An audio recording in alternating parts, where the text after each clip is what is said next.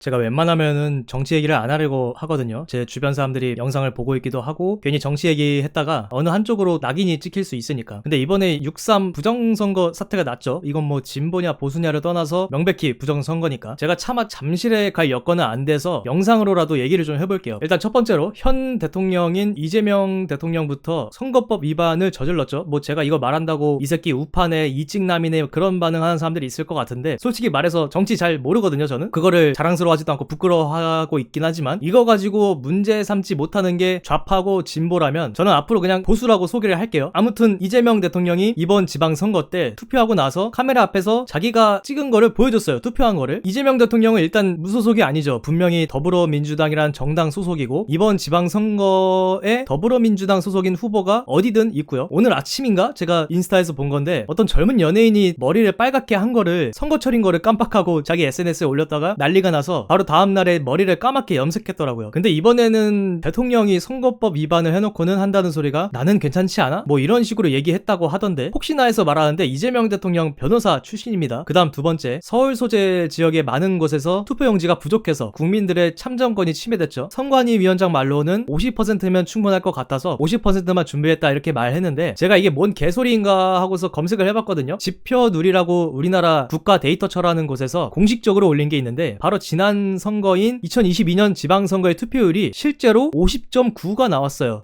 뭐야? 완전 개소리는 아니잖아 라고 생각할 수 있는데, 이건 전국을 기준으로 한 지표고, 지금 문제가 되는 건 서울 소재 지역의 투표용지가 부족했다는 것이죠. 그래서 제가 서울시 투표 현황 통계라고, 이거는 서울특별시에서 제공한 통계예요. 선관위에서 수집한 자료긴 하지만 이것도 한번 찾아봤어요. 그랬더니 지난 지방선거 때 53.2%가 나오긴 했어요. 그렇다면 만약에 선관위 위원장이 진짜 한치의 악의도 없이, 어떤 정치적인 의도 없이 정말 용지를 50%만 준비했다고 가정해봅시다. 여기서 짚고 넘어가야 하는 거는, 투표용지가 부족해? 용지를 새로 뽑고 나서 개표하면 돼. 왜냐하면 우리가 용지가 부족하다는 걸 개표하기 전에 알았잖아. 근데 어떻게 했어요? 그냥 개표했잖아요. 기사 보니까 뭐 잠정 투표율이 60%가 넘었다고 하던데, 투표를 못한 사람이 엄청 많은 거죠 뭐. 그나마 다행인 거는 아직 희망은 있다. 왜냐하면 독일인가 어디에서 똑같은 사례가 있었는데 헌재에서 선거 무효 판결을 내렸다고 하더라고요. 이거랑 똑같은 사례가 있었지만. 그런데 이걸 헌재에서 그냥 넘어간다고 한다면 그때는 정말 우리나라 민주주의에 종말이 왔다고 생각해야 할 것 같아요. 뭐 2030 분들한테는 제가 뭐라 얘기를 안 할게요. 뭐 어차피 저도 똑같고 그 정도 나이를 먹으면 자기 하고 싶은 대로 투표를 한단 말이야 결국에는. 근데 아직 10대인 분들한테, 아직 투표권이 없으신 분들한테 꼭 얘기를 해주고 싶은 게, 나중에 선거에 참여할 거잖아요. 적어도 선거 전에 후보들끼리 하는 토론은 꼭 보세요. 제발 토론만큼은 보세요. 그 이상은 제가 할 수 있는 말이 없네요.